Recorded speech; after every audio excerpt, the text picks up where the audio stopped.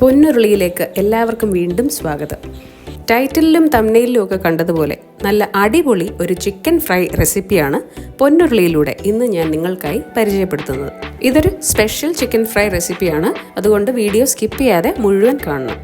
Chicken ഫ്രൈയുടെ marinate അഥവാ മസാല തയ്യാറാക്കാം. അതിനായി മിക്സിയുടെ ജാറിലേക്ക് വലിയൊരു കഷ്ണം ഇഞ്ചി ചെറുതാക്കി അരിഞ്ഞതും 5-6 വലിയ വെളുത്തുള്ളി അല്ലിയും 4-5 കാന്താരി മുളക് അല്ലെ പച്ചമുളക്, 2 മുതൽ 2.5 ടേബിൾ സ്പൂൺ മുളക് പൊടി, 1.5 ടീസ്പൂൺ മല്ലിപ്പൊടി, പാകത്തിന് മഞ്ഞൾപ്പൊടി, 1/4 ടീസ്പൂൺ മുതൽ 1/2 ടീസ്പൂൺ വരെ ഗരം മസാലപ്പൊടി, പിന്നെ കുറച്ച് മല്ലിയില, വളരെ കുറച്ച് മതി.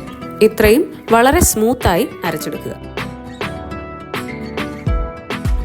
അരച്ചു വെച്ചിരിക്കുന്ന ഈ മസാലയിലേക്ക് 1 മുതൽ 1.5 ടേബിൾ സ്പൂൺ അധികം പുളിയില്ലാത്ത കട്ട തൈര് ചേർക്കുന്നു. 1 ടേബിൾ സ്പൂൺ അല്ലെങ്കിൽ 1.5 ടേബിൾ സ്പൂൺ അരിപ്പൊടിയും ചേർക്കുന്നു. ഇവിടെ ഞാൻ പുട്ടുപൊടിയാണ് ഉപയോഗിക്കുന്നത്. ഒടുവിൽ പാകത്തിന് ഉപ്പും ചേർത്ത് എല്ലാം നന്നായി കൂട്ടി ഇളക്കി യോജിപ്പിക്കുക.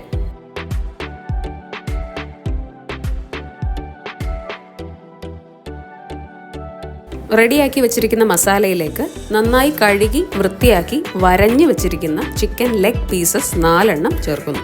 4 ലെഗ് പീസസ് ആണ് ഞാനിന്ന് ഫ്രൈ ചെയ്യാൻ ഉദ്ദേശിക്കുന്നത്. മസാല നല്ലപോലെ ചിക്കനിലേക്ക് കോട്ട് ചെയ്യുക. വരഞ്ഞ് വെച്ചിരിക്കുന്ന ഭാഗങ്ങളിലേക്കും മറ്റും മസാല നന്നായി തേച്ച് പിടിപ്പിക്കാൻ ശ്രദ്ധിക്കണം. നല്ലപോലെ തേച്ച് പിടിപ്പിച്ച് മസാല പൊതിഞ്ഞ് ചിക്കൻ 1 മണിക്കൂറെങ്കിലും റെസ്റ്റ് ചെയ്യാനായി മാറ്റിവെക്കുക. 1-2 മണിക്കൂർ റെസ്റ്റ് ചെയ്താൽ വളരെ നല്ലതാണ്.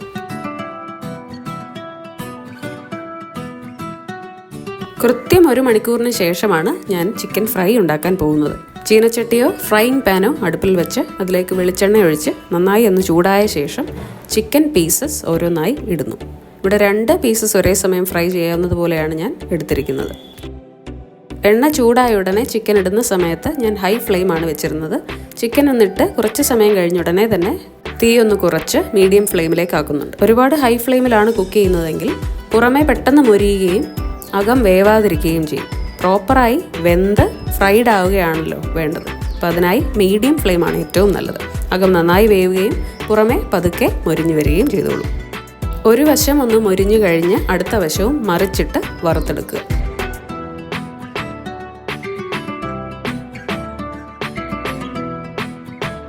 ഇരുവശവും നല്ലപോലെ മൊരിഞ്ഞു കഴിയുന്ന ഉടനെ തന്നെ തീ ഒന്ന് കുറച്ച് വെച്ച് ചിക്കൻ ഫ്രൈ കോരി മാറ്റുക. ബാക്കി 2 ചിക്കൻ പീസസ് കൂടി ഇതേപോലെ തന്നെ ഞാൻ വറുത്തെടുക്കുന്നു.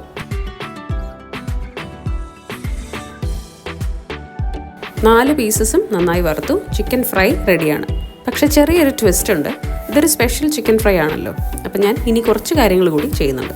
ഒരു ഫ്രൈയിങ് പാനിലേക്ക് ചിക്കൻ വറുക്കാൻ ഉപയോഗിച്ചതിൽ നിന്ന് കുറച്ച് എണ്ണ ഒഴിച്ച് അതിലേക്ക് 1 കൈപ്പിടി ചുവന്നുള്ളി ചെറുതായി അരിഞ്ഞത് ഇട്ട് നല്ലപോലെ ഒന്ന് മൂപ്പിക്കുന്നു. ചിക്കനിൽ കോട്ട് ചെയ്ത മസാല കുറച്ച് ബാക്കിയുണ്ട്. ആ മസാല മൂത്ത ഉള്ളിയിലേക്ക് ചേർത്ത് നല്ലപോലെ ഇളക്കി കുറച്ച് സമയം വഴറ്റിയെടുക്കുക. അതിൻ്റെ പച്ച മണവും രുചിയും ഒക്കെ ഒന്ന് മാറി വന്നാൽ മാത്രം മതി.